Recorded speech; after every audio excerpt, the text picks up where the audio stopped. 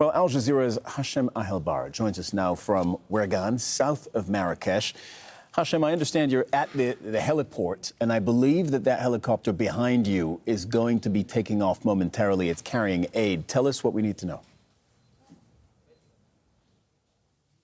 Indeed, Cyril, this is the airfield that has been used by the Gendarmerie over the last few days. It's been the focal point of the emergency response operation that has been going non-stop since the aftermath of the earthquake. This helicopter is going to take us. We're going to fly with this crew all the way to some areas, and this is the pilot, which is going to give us some few details about what is going to happen. Good morning, good to see you, good to talk to you. Can you give us a sense of what is happening? Okay, good morning. My name is Fatem Zara Afshkou. I'm your pilot today. Our mission is transporting generators and a medical team on this helicopter, a Super Puma of Royal Gendarmerie. We will take off from Wergan and we will fly over the whole devastated area to the village, which is very remote. And we will be on board with you. Thank you very much indeed, Fatima Zahra. This is the operation center. A top Gendarmerie general is over here. These are the generators which are going to be taken over to the affected areas. Syria, the biggest challenge which is going to be over the upcoming days is the weather.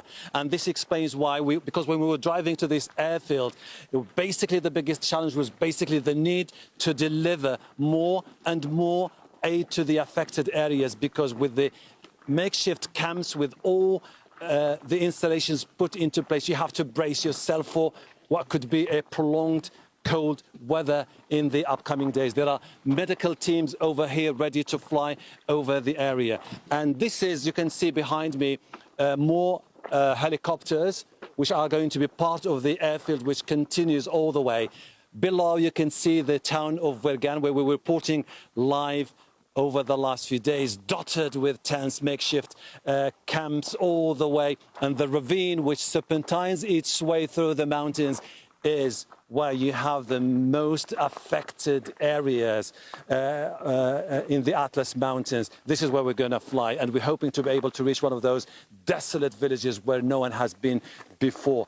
That's one of the biggest challenges facing the operation now, which is the need to go to those places. This explains why the medical team is over here. They're bracing themselves for the potential of more people trapped under the rubble or injured people, which have to be flown in this helicopter all the way to Wergan. From here, they are going to be flown either to the city of Marrakesh or to the makeshift clinic hospital that you saw with us yesterday.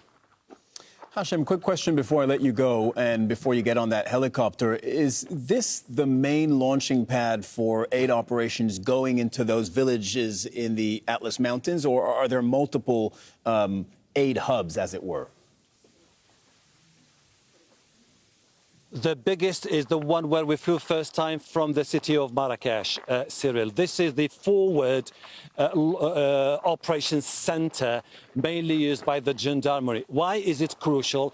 It is crucial for the simple reason that we're not really far from the very epicenter of the earthquake. As soon as the helicopter takes off, flies over this area, then we'll hit this center and we will further move to the affected zone. The generators have been now loaded into the helicopter.